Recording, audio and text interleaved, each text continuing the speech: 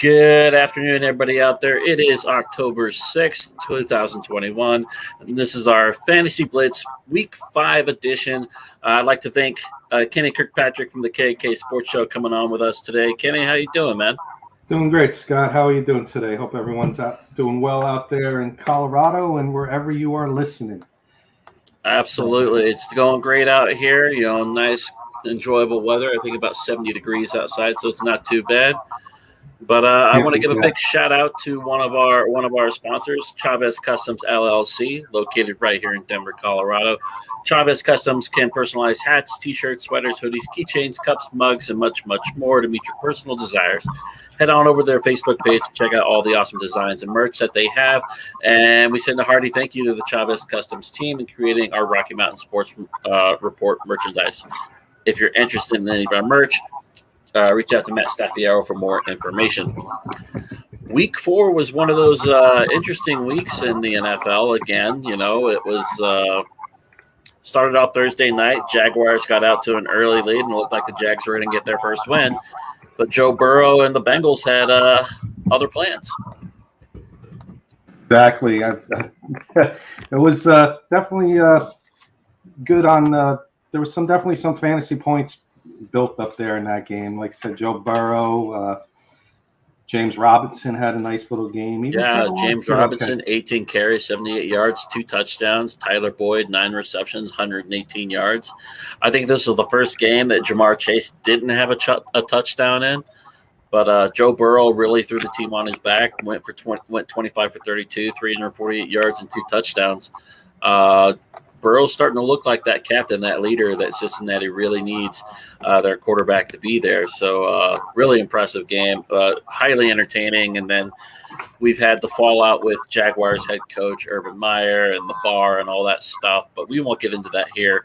If you're a sports fan, you've been paying attention to it, you've seen the news. Lots to answer for there with that issue.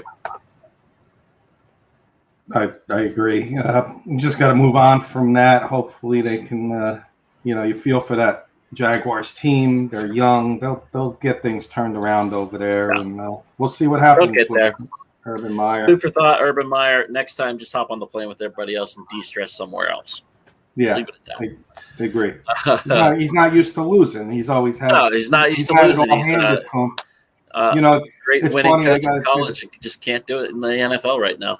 One of my good friends he brings up a great point, and he says, some of these coaches, just throwing a couple names out there, Coach K in basketball, Duke, Urban Meyer, these guys are good recruiters in college. Doesn't mean they're good coaches. And now you see, like when Nick Saban came to the NFL years ago, he did nothing with the Dolphins, but he's great in college. Urban Meyer might need to go back to college, but after this incident, I don't know what's going to happen with him. Don't know what's going to happen there. He may need to go back to college, unfortunately, because the NFL is a whole different ballgame. Yeah, 100%.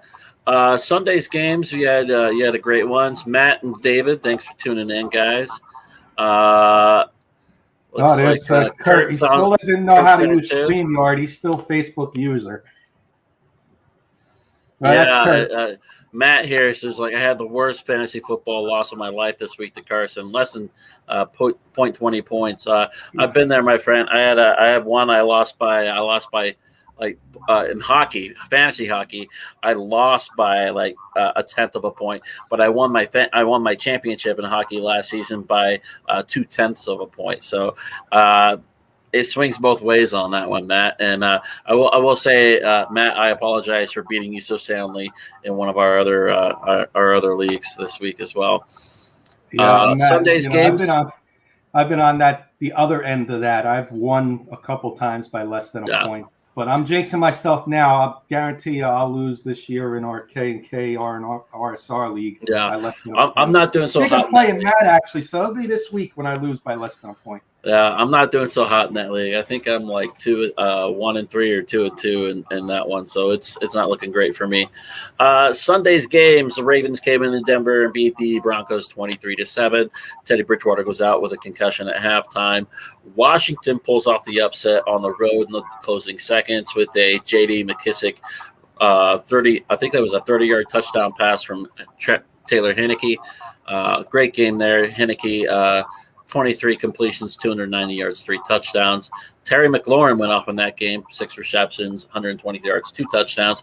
Thank you, Terry McLaurin. He's one of my fantasy receivers. Bills shut out the Texans 40-0. Bears get a lot of help with Lions. The Lions just lost in the most Lion way possible. You get 2 red zone opportunities, or I saw 3 red zone opportunities from Matt Stafford and the Lions. The first time he moves up to go talk to his center, and the center hikes the ball. It bounces off of him across the line of scrimmage and into a Bears defenseman. Bears recover a fumble. They listed as a fumble. I thought it would have been a false start, but that didn't happen. And then 2 red zone drives later, they just get blitzed, and like the Detroit Lions front line forgets to block and takes them out of field goal range, or they turn over the ball and it becomes a Bears ball. So terrible loss for the Lions. Hopefully they get at least a win this year. Them and the Jacksonville Jaguars are the only 2 winless teams left in the league. Arizona Cardinals are the only team remaining that is undefeated. We'll see how long that lasts, but talk about an entertaining game right there. Arizona and the Los Angeles Rams, and Arizona just took it to the Rams at SoFi Stadium. Hats off to everybody who's picked them as their sleeper team this year at the beginning of the year, because I thought the total opposite, and through 4 weeks, they proved me wrong. I'll tell you that much. David Slade's got a question here for us, Kurt or Kenny. Who should he start this week? Lamar Jackson against Indy, or Derek Carr against the Chicago Bears? Me personally, I'm all about the running quarterback, Dave, and I got him in our one of our leagues. Not, I know you have him in our league, but our other league that I'm running, I got Lamar Jackson, and it's no brainer for me. I'm going to play the guy every week because of his running ability. Even though Derek Carr is having a great season so far in Chicago's defense, I think Raiders will put up some points, but I'm going to go Lamar on Monday night, because you may need those points on Monday, and it's always something good to watch a guy on Monday when you need those points. Makes it more fun on Monday night. Yeah, for me, it's a toss-up either way. Like, it looks like Justin Fields finally has, he looked great this Sunday compared to what he was last week when he got sacked 9 times. So I like his ability to move and everything, but that Raiders defense is probably going to be a little more stout than what he saw this past week. So I would probably have to go with Lamar Jackson over some Carr. Other advice I'd give Dave there, because of how good Carr is doing this year. The rest of your team, you may be able to improve your team against and look to see who needs a quarterback in that league. Yeah, and maybe offer Lamar Jackson as a high trade candidate and get some pieces you need to fill in. And you might be able to pry away somebody from another team there, Dave. And that's part of the show later on. Is we are in week 5. People are going to start to look. Hey, I'm sitting 3-1. I'm sitting 2-2. I'm sitting 1-3.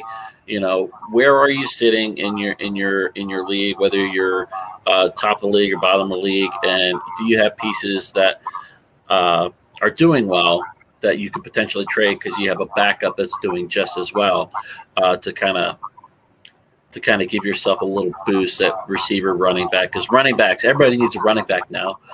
Everybody's getting hurt. Yep. I got something later for everybody. Yeah. Tune in. I'm laughing at the comments over here between Dave and Kurt. Dave and Kurt are going back and forth right now, doing their stuff. And David here, I just picked up Carr and dropped Bridgewater. But this comes David, I have to ask you, man, what are you going to do when the Raiders play the Broncos? Because we talked about this on 4th and 99 on the pregame show. You would never start a player against your own team. So make sure you have a quarterback, because you, from what you've already told me, you're going to set Carr when he plays against the Broncos. So there's a question above that. I'd like play Lamar. I'm thinking that's Kurt's asking who he should start in his flex. Tyler Lockett or Corey Davis. Me personally, I would go with Tyler Lockett, but because I think Jalen Ramsey's going to be on DK Metcalf, and that's going to stop. And I hope I'm wrong because I have DK Metcalf and he's my number one guy, but I think it's going to be a Tyler Lockett game for Seattle. And Corey Davis is traveling to London, so that's going to be an early hangover type game. That's an early game. Yeah, clunker. What's that, like 6 a.m. for you guys over there? Yeah, it's like 6, 7 a.m. Yeah, crazy for that game. So that's going to be an interesting one. You got Corey Davis, like you said, traveling to London, playing Atlanta. Seattle Metcalf hosting Los Angeles tomorrow night. For me, I would have to flex Corey Davis. I would actually flex Corey Davis. You have a better chance to get that against that Atlanta defense than what you do against Los Angeles Rams defense with Metcalf. And Metcalf has been nursing a bit of a hamstring issue. He was limited at practice a little bit today, but he should be good to go tomorrow night. But I agree with you, Kenny. I do believe it's going to be a Tyler Lockett show tomorrow, considering, and Metcalf's going to be covered pretty heavily. So we'll see how that goes right there. The surprise of the week, I think, for this past Sunday was the Titans going with, A.J. Brown and Julio Jones were unavailable. Derrick Henry had a fantastic showing, 33 carries, 157 yards, 1 touchdown. But they were unable to secure the victory, losing to the Jets in overtime, 24-27. I don't know how many people may have picked Tennessee to be their lock in for the week on their eliminator challenge or something like that. But I picked them in the first week, and I got eliminated from my eliminator challenge because Titans couldn't give me a solid in week 1. Yeah, I mean, I would have. When I saw Julio and Brown weren't playing, I'm like, I won't be surprised if the Jets actually can go out and compete and beat the Titans here. Because all they got to do is stop Derrick Henry. Well, they didn't stop Derrick Henry, but they still ended up winning. Still ended up winning. It was crazy. Yeah, hats off to them. David's got another question for us. Can Seattle repeat what Arizona did to the Rams? My answer, no. You don't have don't get me wrong, Russell Wilson's a great quarterback and everything else like that, but he is not Kyler Murray. He doesn't have that 1-2 punch that the Arizona Cardinals have in James Conner and Chase Edmonds in the backfield. His receivers are a little banged up. Tyler Lockett, while a great deep threat and everything else, and DK Metcalf being that big elite type receiver he's got there, you've got Hopkins, Christian Kirk, and AJ Green as your 3 receiver set in Arizona. Arizona had more weapons and more opportunity, especially with Kyler Murray in the backfield. If Russell Wilson was more Kyler Murray-esque, then I think Seattle could repeat, but I don't think they're going to be able to. I think I agree with you, Scott. The home field advantage may help a little bit, the 12th man, but I just don't like Seattle's defense. I just don't like their defense. And like you said with Russell Wilson, obviously, we may be seeing him starting to age a little bit before our eyes, But he's a better option. He's way better option than Ben Roethlisberger is for anybody out there. I think me with one hand tied behind my back might be a better option than Ben Roethlisberger right now.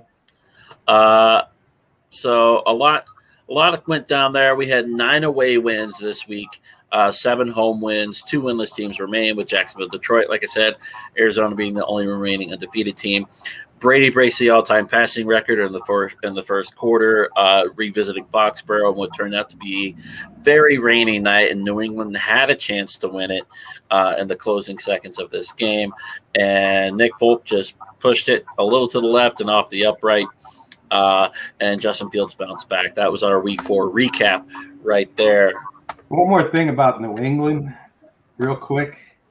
They became my new, and I'm not an AFC guy. I'm an NFC guy, but yeah, I dislike that not organization, those fans more and more every day. How do you go and boo Tom Brady, the greatest quarterback of all time? I don't know. I was just watching. Such a disgrace, in my opinion. Maybe they meant it as a joke or whatever, but you can't boo the guy. Yeah, He gave you guys 6 Super Bowls. When I would die, right. He took you to 6 Super Bowls. You had 20 winning seasons with this guy. You dominated your division for 20 years with Tom Brady. I'd say 19 if you disregard the ACL injury, the year he sat out with the ACL tear. But they're acting like he went to the Jets, Scott, and he's playing for the Jets. He's playing for Tampa Bay. It's like Brett Favre going from Green Bay to the Vikings. He went to a completely different division conference. He went to go play in Tampa Bay. It is what it is. And Kurt, I did see your post earlier. Yes, the hat is new. I went to a Skillet concert last night. Had a fantastic time. Actually got a drumstick from Jen Ledger, so I'm having a great time. Nice. So is it time to think about me dropping Josh Jacobs? Seems he's still not 100%. Depends on what you have to run. What other running backs you have, David? The big question being, running backs are in short supply. So as soon as you drop Josh Jacobs, I guarantee you somebody in your league is going to pick him up, even if it is as a flex option or as a backup. Personally, I would probably wait a couple more weeks before I thought about dropping him, or potentially use him as trade bait. And you know what, Dave? I would hold on to him too, because you have bye weeks coming on. You're going to need, even if he only gets you 8 to 10 points, you're going to need those 8 to 10 points going forward in these bye weeks. Yeah, week 6 through 12. If you can get a player that gives you a solid 10 points as a backup to somebody who's on a bye week, that's solid. I would take it. So I would hold on to him. Stash him away on your bench. If somebody comes to you with a possible trade situation, or you work out a trade situation with somebody on your own time, then I'd say go for it, man. Speaking of injuries and whatnot, I'm going to throw across the bottom our injury report. Rob Gronkowski is doubtful this week, nursing those broken ribs. He was seen on the stationary bike working out with the trainer, doing a little bit there, so he might be out one more week before he becomes. Returns to the field. Logan Thomas was put on the IR earlier today. He's eligible to come off at earliest of week 8, which is against Denver.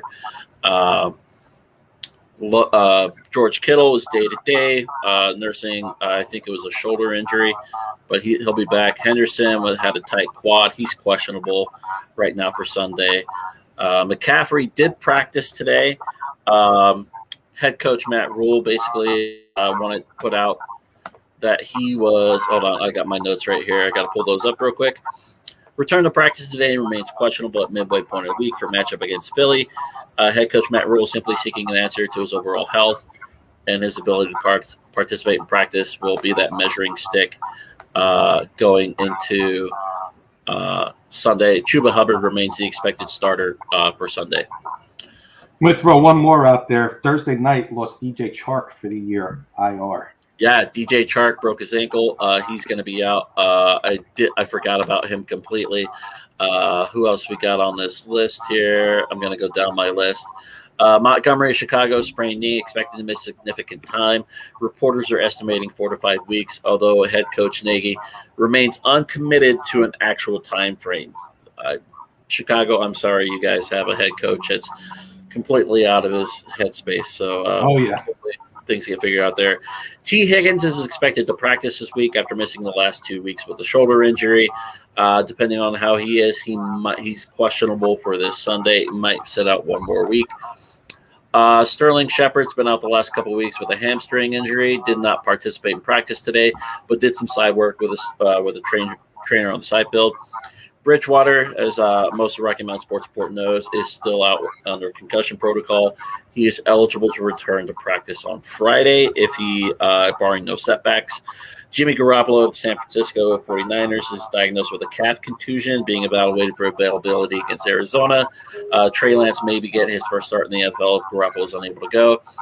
Roethlisberger's dealing with a hip injury from the Week 4 loss. Head coach Tomlin is limiting his reps during practice. Listed as questionable for Week 5 against Denver, but knowing Mike Tomlin, he's expected to play.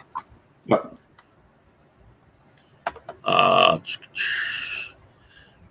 David says he also has Fournette and Eckler. Eckler's a must start. Leonard Fournette, I doesn't get enough for me to even want to start him. Even I would hold on to Jacobs. I would hold on to Jacobs for sure. I'm not sold on Fournette in the Tampa Bay running back situation. So, but Eckler is a guaranteed number 1 running back. In the top 5 in my opinion because of his catching ability. Yeah, Austin Eckler is one of the few NFL running backs who actually enjoys fantasy football, and he drafts himself in his fantasy league all the time. So I'm like, hey, more power to you. That's somebody you want on your team for sure. David, I totally agree with you here. T. Higgins needs to come back and take some heat off of Chase. Jamar Chase, I think, would do a lot better if both Higgins and Boyd were on the field with him. Chase is just phenomenal for that Cincinnati offense and that deep threat every single game for those guys.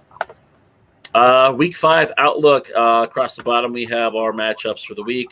Thursday night football tomorrow night. LA Rams are heading up to Seattle. Kenny, what can we expect from this matchup from a fantasy perspective? From a fantasy perspective, I think you're going to get Matt Stafford on the rebound. I think all the Rams guys, I think you're going to have Cooper Kupp, obviously. I think the receivers are going to be good over there. Robert Woods is going to get some points. And sleeper guy I think to watch out for is Van Jefferson, their third wide receiver. Henderson's banged up, so the run game might not be as strong. You might want to, think about Sony Michel a little bit if you're in a deep league. But and on Seattle's side, I could see Lockett having a big game. I don't like Chris Carson. I don't like Seattle's run game here. I think they're going to be throwing the ball a lot. So maybe Russell Wilson might be a good play. This got the makes for a high-scoring game, Scott. Yeah. So I could see I just don't know if it's going to be it all depends on who Jalen Ramsey's covering, and you're not going to know that until the game starts. So yeah. I think one of them's going to be a dud. One of them's going to be a dud, and one of them's going to be a stud. And if I looked on the air today and said who's going to be that, I'd be lying to you. So I don't know, but one of them's going to be a stud, and one's going to be a dud on Seattle. 100%. You're going to have to roll the dice. You have to roll the dice and pick the right one. It's going to be interesting to see. Like you said, Jalen Ramsey's going to cover one or the other. He's going to line up across from Lockett, or he's going to line up across from Metcalf. The more dangerous threat is Metcalf, but Metcalf is nursing an injury heading into tomorrow night, so his reps may be limited. Who knows? But Lockett is that deeper threat and, can catch the ball when given the opportunity. I agree with you. The Rams are going to bounce back, especially from that loss against Arizona. It's not like Arizona shut them out. Arizona didn't do that. The Rams still put up 20 points against Arizona. So they were moving the ball and they were, putting points on the board. So I expect Cooper Kupp, Woods to get a little more involved. I expect Higbee to get involved in this game, especially with Henderson being kind of limited in practice with his injury designation. Sony Michel might get a little more looks, but Sony Michel hasn't, even with this stout offensive line that the Rams have, he hasn't really moved that. He hasn't done as much as a lot of us thought he would.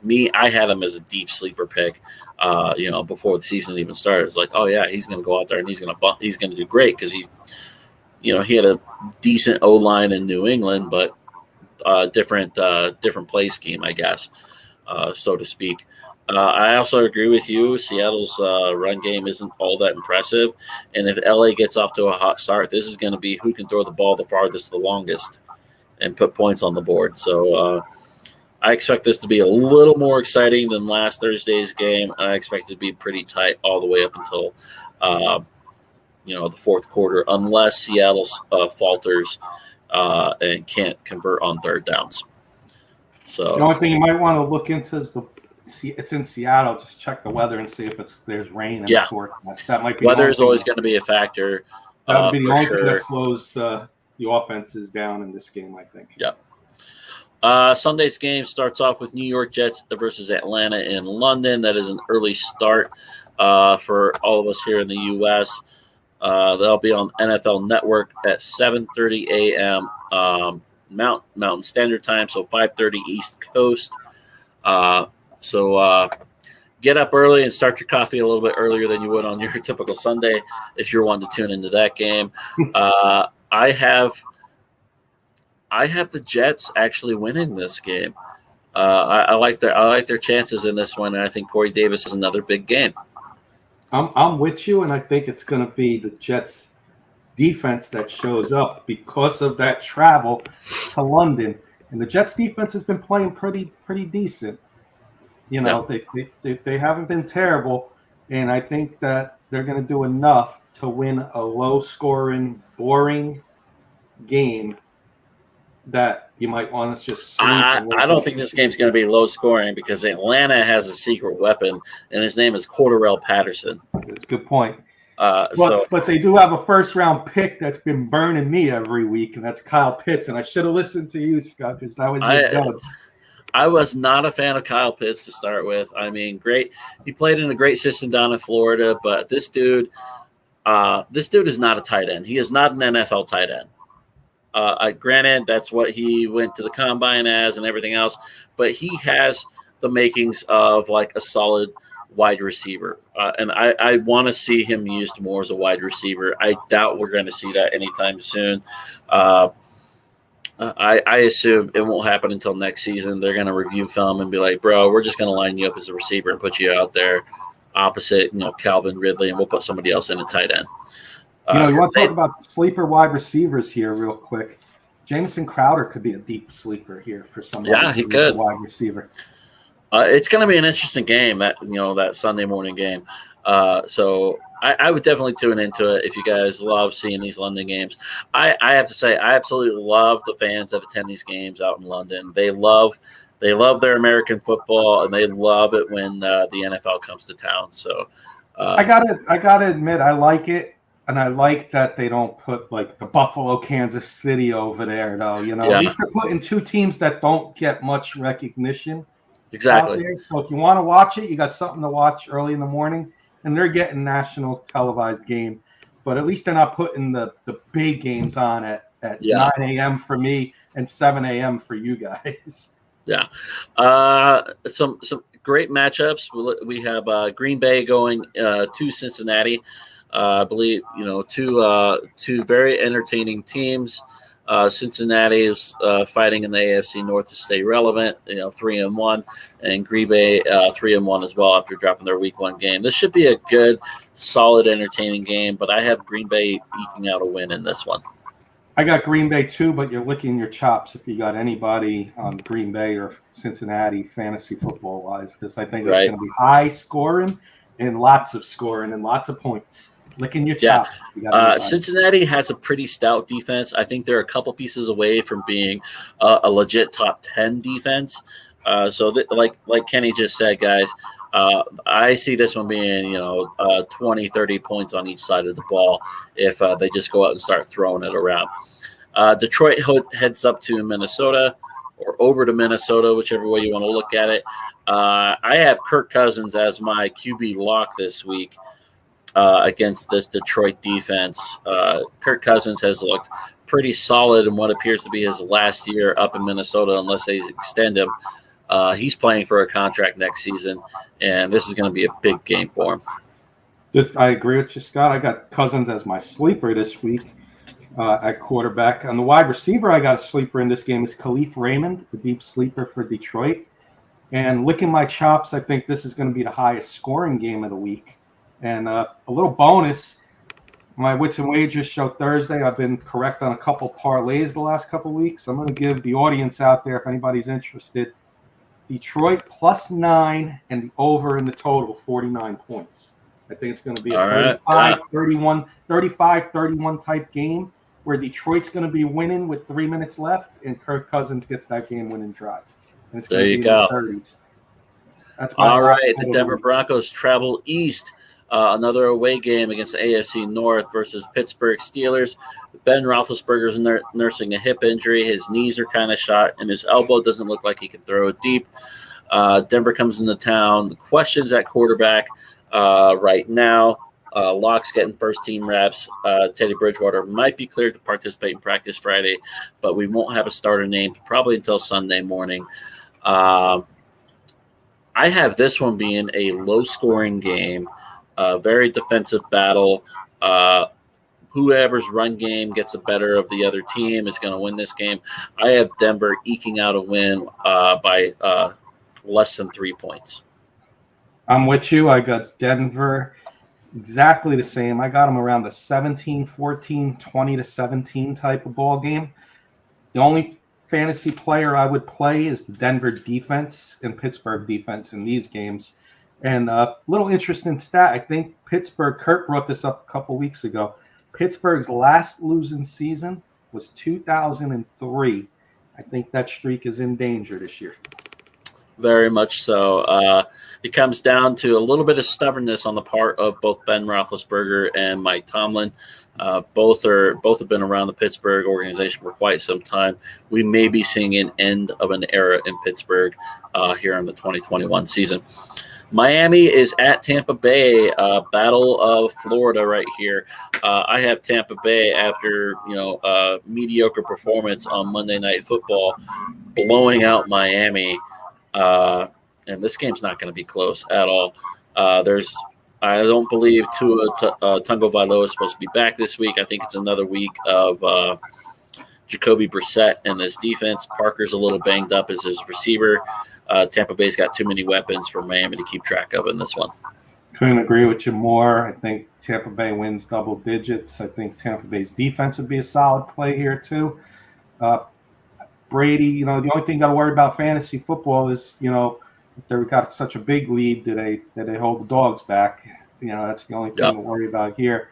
But I think that the Deshaun Watson rumors may be becoming more a reality over there in Miami with the season they're having. 100%. And David Slade, you might get lucky if you have Leonard Fournette. If Tampa Bay gets out to an early lead, usually about the midway of the third quarter into the fourth, they start implementing a lot more of that rushing attack and doing double tight end sets and just giving their running backs some room to run. So and the more safer guy who doesn't fumble. The more safer guy who doesn't fumble as well. Yep. So keep your eye out for that. Might happen. New Orleans goes to Washington to take on the Washington football team, who's currently dealing with some FBI investigation issues in regards to one of their trainers. Crazy stuff going on in the NFL right now. I have Washington football team after a fantastic game on Sunday, continuing their winning ways with Tyler Heineke and getting a win over the New Orleans Saints, who appeared to be a fluke after week one. This might be the first one I disagree with you on, but it can go either way. I just don't like what I'm seeing out of this Washington defense, and I could see Kamara. Yeah, defense is very susceptible. I could see Kamara having a breakout game, and he needs one. Him more, and I could see Taysom Hill getting involved more in this game to keep that defense on its toes. And I got the Saints winning the game by about 3 points, 27-24. I think this is a Kamara game if I had to pick somebody that's going to break out in this game. I'm hoping Terry McLaurin has another great game. Terry McLaurin's putting up easily 20-plus points in standard fantasy leagues on a regular basis, right? Here and there. If he gets more consistent with it, he's going to be a Pro Bowler for sure this year. So that's my pick in this game. Terry McLaurin has another great game. Philadelphia heads to Carolina to take on the Panthers, who just acquired Stephon Gilmore from the New England Patriots. He won't be available anytime soon. I think what I saw was his earliest availability for the Carolina Panthers is Week 7. Carolina kept it a close game in the first half against the Dallas Cowboys. Cowboys came out and adjusted and took over that game, winning by a score of 36-28. So both teams are putting up points right here. I see this potential being another one of those games where both teams put up significant points, 20-plus points on both sides. So Pick whoever you want. I think Sam Darnold has a great game. Steals at least another rushing touchdown again. Miles Sanders and Devontae Smith have some surprises up their sleeves, with Jalen Hurts looking pretty steady behind that offensive line. I'm gonna go Panthers here, and hats off to the Panthers. They're going for it. They picked up C.J. Henderson in the trade. They're building their defense over there. Now they got a veteran in Gilmore, who's going to play in the next couple of weeks. I think they're good. I think they're for real. You know, they hit a hot Dallas team last week, so they had a little hiccup. I think they bounced back. DJ Moore is having one heck of a season so far, and I think it continues this week. And I think your guy, they got your old Bronco running back Royce Freeman there backing up. Yeah, Royce Freeman behind Chuba Hubbard. We'll see how much action he actually gets. Yeah. Now I'm going to go Panthers, and I think the Eagles are in rebuild mode, and I think they just hit the Falcons. You know, they were at the first game of the season was more of I don't want to say fluke, but I haven't seen that from them since. And I think the deep threats, Robbie Anderson and DJ Moore, are going to be too much for. I agree with you. I like Carolina in this game, and I'm going to roll with Carolina. Tennessee is on the road in Jacksonville. Tennessee cannot afford to lose back-to-back games to winless teams. So I find Tennessee bounces back in this game against Jacksonville. The status of Julio Jones and AJ Brown are still uncertain. I believe AJ Brown is listed as questionable right now, as is Julio Jones. But I see them getting a win against Jacksonville. But again, this is another one of those games that can be super, super sneaky. And Jacksonville could eke out a win if neither one of those receivers are available. I'm not liking what I'm seeing out of Tennessee's defense. I think Tennessee's going to get a big scare, but they're going to find a way to win this late by like a field goal. I would take Jacksonville. If you're a betting person, take Jacksonville with the points. But I think the Jacksonville, besides Derrick Henry on Tennessee, I think there's more value fantasy-wise in Jacksonville. James Robinson, I think, is going to have a monster game. And sleeper guy I got here in Jacksonville, maybe Marvin Jones with DJ Chark out. This could be a Marvin Jones. Yeah, DJ Chark's out. Marvin Jones, it's time for him to shine and step up. He's got to give Trevor Lawrence a target. So I'm going to take I'm going to take Tennessee eking one out by the skin of their teeth. All right. New England, after losing a game by a field goal, heads to Houston. Houston, coming off of that 40-0 loss against the Buffalo Bills, continue to look pretty helpless. New England's defense is pretty stout, even with the trade of Stephen Gilmore, who was still on IR. I have New England's defense shining in this game against Houston. Couldn't agree more. New England, big. Until Tyrod Taylor comes back, he might be the MVP of the league. I mean, look how he was in the first couple of weeks of the season before he got hurt. But they got nothing there in Houston. The only thing that's saving them from not losing by 30 is their home. But I'm going to take New England by double digits. Try to keep New England's offense off the field as much as you can. Mac Jones isn't getting hot just yet, but he is a capable quarterback under Bill Belichick. So you can keep him off the field. Houston has a chance. If you can't, and New England's defense gets to him, it's going to be a rough game. The Chicago Bears, coming off of a gift of a win from Detroit, head to Allegiant Stadium in Las Vegas to take on the Raiders. This game is very intriguing to me. Justin Fields is starting to turn it on. Khalil Mack and that defense looked red hot against Detroit. Can they keep up that success against Las Vegas and Derek Carr and that offense? Is Josh Jacobs going to play? That'll impact a lot of decisions there as well. I have this one being a coin flip personally. I'm liking Mooney for the Chicago Bears as a sleeper pick in this game, and I'm probably going to take Chicago in this game with Justin Fields' mobility being a factor.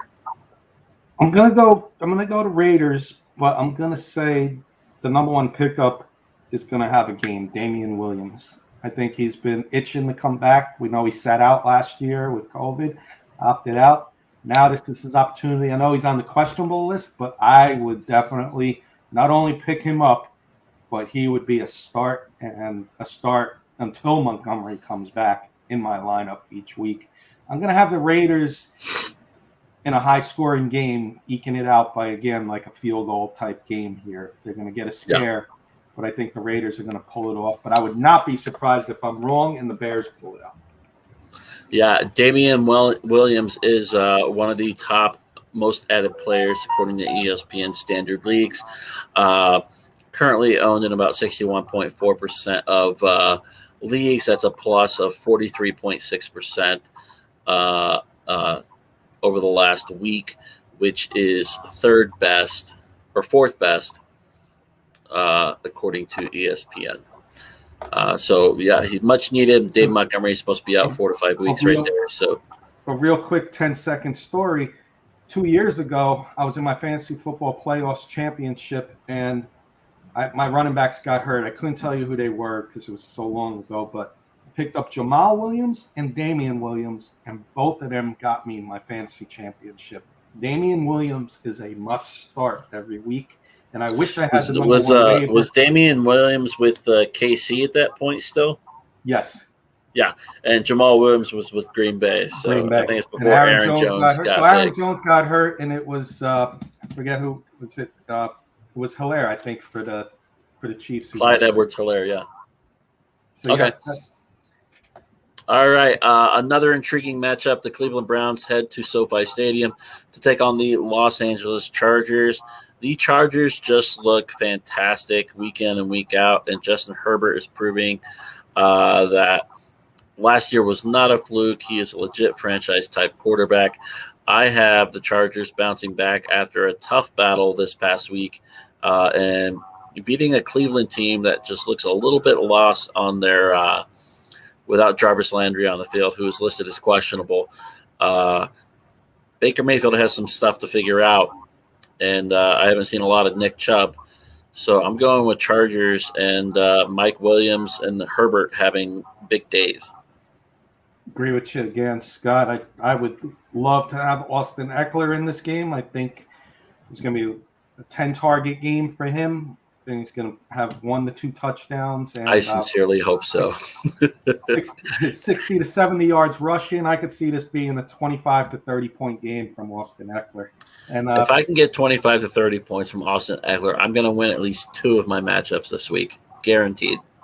On the Browns side, I'm waiting. I'm hoping that, Baker Mayfield could start getting that chemistry more with Austin Hooper and Odell Beckham, because I'm stuck between Kyle Pitts and Austin Hooper at tight end. Oh, my goodness, man. Austin Hooper ready to bench Pitts and go with Hooper. Austin Hooper is an up and down tight end. Like he has the talent, he has the ability. I don't think he gets used enough in Cleveland's offensive scheme to be noteworthy. So you're in a very tough position there, Kenny. I can't imagine. Trade alert. Yeah. Kenny's looking for a tight end, everybody. Reach out to him and see what he's got to offer. And if you got a tight end that he's intrigued by, he might work out a deal with you. New York Giants travel to Dallas. The Dallas Cowboys, coming off of a win over the Carolina Panthers, I think continue their winning ways as Ezekiel Elliott has taken back control of that backfield. Tony Pollard kind of threatened his job, and Ezekiel said, no, this is my job. I'm going to keep it. Dallas, I think, runs away with this one as the Giants' secondary is just not that great. And I have CeeDee Lamb bouncing back from the dead after 2 weeks of not being relevant and really opening up the field, which gives Dallas's run game another chance to shine again. As a Giant fan, I got to be a homer. I can't pick the Cowboys. Even if they were 16-0 and we were 0-16, I would pick the Giants. I get that. All joking aside, Barkley showed up last week against the great Saints rush defense. We got Saquon Barkley back. And Daniel Jones has been putting up numbers fantasy-wise, so hoping that. And he might be getting Sterling Shepard back. Maybe this Jalen Smith thing may have upset the defense a little bit. I don't know why they, I guess he didn't fit the Dan Quinn scheme over there. There might be more to it than we know why he got released. But that was a big surprise to me on a defense that's not great, getting rid of one of their best defenders, linebackers over there. So I'm going to take the Giants pulling off the second upset in 2 weeks of the week. I'm going to go Giants 28-24. All right, I like it. All right, we have another NFC West showdown between San Francisco and Arizona, I believe. Did I write that down correctly? Yes, San Francisco at Arizona. Arizona, I think Kyler Murray is just a difficult person to stop, and I don't think San Francisco has enough weapons on defense to do it. So I have Arizona winning this one. As far as a fantasy stud in this game, that's hard to say. But James Conner's been turning it on the last couple of weeks, so I have to go with James Conner in the red zone. Man, this guy's just they're feeding him the ball, and he's putting it in the end zone. I'm gonna agree with you with Arizona until somebody can show me that this team is that they can beat them. And San Fran's suffering that injury bug again. Kittle's questionable. They lost Mostert already this year. Like every year, it's the same thing with this 49ers team. Injuries. I'll throw a sleeper out there for Arizona. I think this could be a Christian Kirk type game. Okay. I like it. My game of the week, Buffalo Bills visit Kansas City at Arrowhead Stadium. This has all the makings of a shootout, unless Buffalo's defense shows up and just shuts down Kansas City. I have Buffalo winning this game and handing the Chiefs another loss at Arrowhead Stadium in what might be about I believe to be a 2-score game in Buffalo's favor. Wow. I got it a little less, but I got Buffalo winning too. I think Josh Allen wants to prove he's the MVP of the league, and huge fan of Sean McDermott. Every year that Buffalo team's gotten better, and the defense has showed up this year, and I think it continues. The question you have for the Chiefs, is it going to be a Tyreek Hill game or a Kelsey game? If I had to choose one, I'm going to say it's going to be a Kelsey game over Tyreek Hill, because very rare you see Tyreek Hill have those 2 games in a row where he gets 40 to 50 points. Yeah. So I'm going to go. Yeah, Kelsey wasn't utilized as much this past week, so and then, a couple of shovel passes here and there, but that was about it. And then KC's defense can't stop anyone, so I'll go with a sleeper on Buffalo. I'm going to go Cole Beasley. Cole Beasley, I like that pick. I have Knox, their tight end, as my sleeper pick in this game. That too. Yep. And Monday Night Football wraps it up. Indianapolis Colts getting a win on the board against Miami this past week, taking on the Baltimore Ravens, who are back at home after defeating Broncos in Week 4. I have Baltimore winning this game as Indianapolis is still trying to figure some things out on the offensive side of the ball. Jonathan Taylor had a really good game. Let's see what he can do against a little more stout defense in the Baltimore Ravens. I think he gets shut down just a little bit, and Baltimore gets back to their winning ways with Latavius Murray kind of shining a little bit brighter this week. I think Baltimore is a hot team, and I'm a big fan of momentum. And the momentum is there with Baltimore. We all know what they did 2 weeks ago with Justin Tucker on the road in Detroit. Last week, I know you lost Teddy Bridgewater, but they handed Denver its first loss handily. I think the momentum shifts back to home, and that Baltimore crowd's going to be fired up on Monday night, a national televised game again. And I think Baltimore wins this game by double digits. I think this is going to be a big game for Baltimore. I think it's going to be another Mark Andrews type of game. That'll be my stud in this game. All right, I like it. We're going to wrap up our Week 5 coverage with what I call our Week 5 jitters.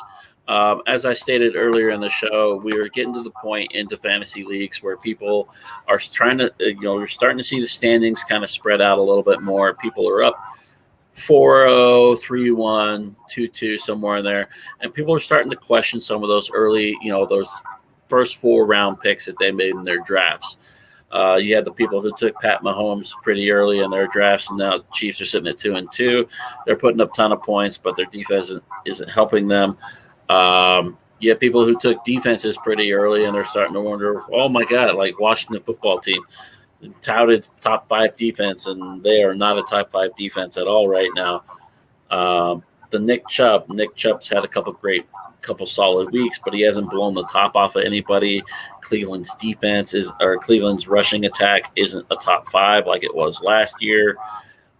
So where do you stand on some of these early draft picks, like a Nick Chubb or a Christian McCaffrey, who's currently out right now? Christian McCaffrey, I would definitely hold on to, but I would also make sure I got Chuba Hubbard as well because of his injury status. You know, that was going to be my advice at the end, is start thinking about your handcuffs with your number 1 running backs or even your number 2 running backs who have a decent backup. Especially with your running backs that are dealing with injuries right now. Yes.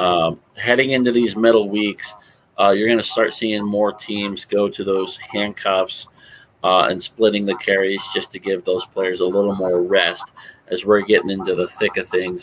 I know it's a 17-week season, and I say we're already getting into the thick of things. If you look at it from a fantasy football standpoint, you're looking at a 14-week season for most fantasy leagues for championship purposes and everything. So it's going to start getting into the nitty-gritty, and you got to take that into account. So I will say one thing, though, with the Christian McCaffrey. If you're 1-3 or 0-4, look to trade him and get some value back. Get some value for that, yeah. Because your season is in the lines and you got to start winning some games. But if you're 2-2, 3-1, or 4-0, hold on to him. Just hold on to him. When he comes back, you're going to be fine. One guy that I'm personally thinking about trading in a league that I'm 1-3, and that's our K&K league that Matt and Caleb are in, is Alvin Kamara. I'm looking to possibly get rid of him because he's not putting up the points each week as a consistency that I'm expecting from him, and it has to do with Jameis Winston. I'm just not confident Jameis Winston's going to be the guy to get him the ball, although Michael Thomas is coming back in a couple weeks. So again, it's that 1-3 record I have. I'm almost in a must-win situation where I got to see what I got to do there with Michael Thomas.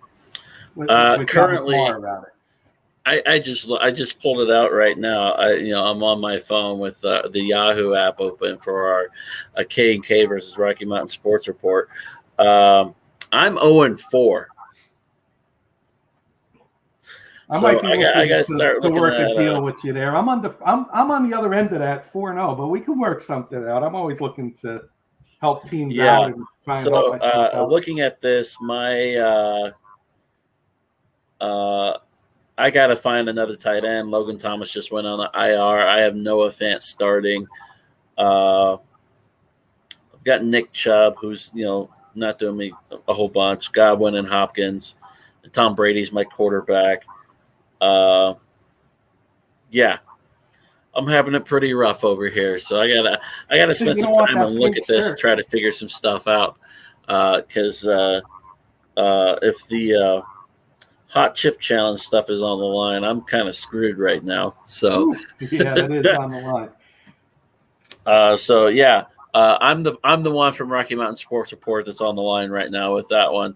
I'm hoping Matt's 2-2. I got to try and at least catch up and pass him and throw him under the bus for that chip. So we'll see how that goes right there. So other players that people might look at potentially trading. I've got like an A.J. Brown, like a Nick Chubb, a Chris Godwin. I have a couple players that I could use to kind of throw out there, but I'm going to check the waiver wire first. I'm going to check and see who's available. Probably make some changes there, here and there, and see what I can do there. My other leagues, I'm doing pretty good. I think I'm 3-1 in 2 of my other leagues, 2-2 in another. So I'm doing okay. But best advice that we can give anybody listening is if you're in a solid position, 4-0, 3-1, even 2-2, depending on the rest of the standings of your league. If you've got a Christian McCaffrey, a Derrick Henry, Austin Eckler types, as far as running backs, Terry McLaurin, Cooper Kupp, somebody like that that's doing really well on your teams, hold on to them, because that's just going to push you farther and farther into your win category. If you're 0-4, 1-3, these are huge trade value chips, which you can sell high for multiple pieces. Most people that you're going to look to try and trade for are going to try and give you one solid piece and probably one mediocre to meh piece in exchange for it. So you got to be very careful about the trade value that you're looking for. You want to kind of find at least two middle of the road pieces. So if your player, we'll say Cooper Kupp, for example, is getting you 25 to 30 points every game, you want to kind of spread that down and see if you can't get one piece that gets you 18 to 20 points and another piece that gets you 10 to 15 points. Kind of break it up a little bit. And hopefully that'll help you guys out across standard leagues or PPR leagues, whichever one you're playing. But with any trade that comes your way or any trade that you try to initialize, look at the stats, look at their upcoming games, see how many favorable games they have within the frame of your fantasy schedule. So if there's 12 weeks left or 10 weeks left in your fantasy before the playoffs, how many of those games are going to be favorable for you versus the piece that you're giving up? So that's my advice. And the advice I can give is, I gave this advice to one of the guys that's in both of our leagues that I'm running, our league that we're in, Scott and K. He has Christian McCaffrey in both leagues. That's Carson. And my advice I gave him was pick up the handcuff, because you got him in both leagues. And I went and made the same mistake. And the only running back I had in both of those leagues was David Montgomery. I lost him for a few weeks, and I could have had Damian Williams if I just held on to him. But I overlooked David Montgomery and didn't go deep into my roster and see, okay, who's good backup here that I should handcuff. David Montgomery, I got in both my leagues. If I lose him, at least I got the backup to both of them. And I went and gave that advice, and I made the same mistake. But if you got somebody in two leagues that's a number one or number two running back, you might want to pick up their handcuff, because you don't want to lose that same guy in both leagues and have to pick up, somebody off the waiver wire or a free agent that's not going to be Damian Williams, for example. Yeah. Or, like Dalvin 100%. Cook, for example. If you got Dalvin Cook in both leagues, you should be picking up Madison right now, that, if you haven't already. And if, because he was out a couple weeks ago, and everybody else going forward, like whatever number one running back you got, pick up that handcuff if you got him in multiple leagues. That'd be the advice I would give. 100%, Kenny. That's going to do it for this week's edition of Fantasy Blitz Football. We are looking forward to potentially bringing you guys some more content with Fantasy Blitz Hockey. As we approach the hockey season starting next week, October 12th and 13th, opening nights for the NHL. Hopefully we'll be able to do a little bit of that. I'm looking at getting them. My hockey fantasy league starts up soon. So if my fantasy football stats start dropping, that's why I'm focused on another entirely different sport. Do you do any smaller leagues, Scott? Because I'll be a rookie in hockey, but I would like to join one if you do like a rookie league. I don't know if it's a rookie league. My buddy Matt Follow, I'm in one of his fantasy football leagues. He does a fantasy hockey league every year. If you're interested, I'll let him know that I have another person interested. And maybe we can see if we can get one for fun, or for just a small rookie amount of money through us. I'll see what I can do. I'll see what I can find as far as a small. Maybe we can get 5 on each side. Size. Yeah. 5 see if we can get 5 people from each side for KK and Rocky Mountain Sports, and try to do our own. See how it runs. A little hockey, make it fun. A little prizes and stuff for it. 100%. We'll see what we can do. I'll get in touch with you off air with that, and we'll get that figured out. Thank you guys for tuning in to Fantasy Blitz Sports. Absolutely love it. Part of our Rocky Mountain Sports Report group. If you do get a chance, tune in to both shows or either show if you can. K&K Sports Show has their show going on here at 8 o'clock Eastern, 6 p.m. Mountain Standard Time. Also, 4th and 99 is going to be up and running as they take a look at the NFL World Around and highlight the Broncos game against the Pittsburgh Steelers coming up in Week 5. Kenny, thank you once again for joining us here on the Fantasy Blitz. Absolutely enjoy having you on, man. Always a pleasure, Scott. Anytime. And for myself, I'd like to say thank you, everybody, for tuning in, and we will see you guys next week as we review Week 5 and take a look at what's ahead in Week 6 as we start hitting some bye weeks in the coming weeks. And that's going to be big when it comes to finding substitutes on your fantasy teams. Until then, everybody, be safe out there, be good people, and we'll see you guys on our next episode.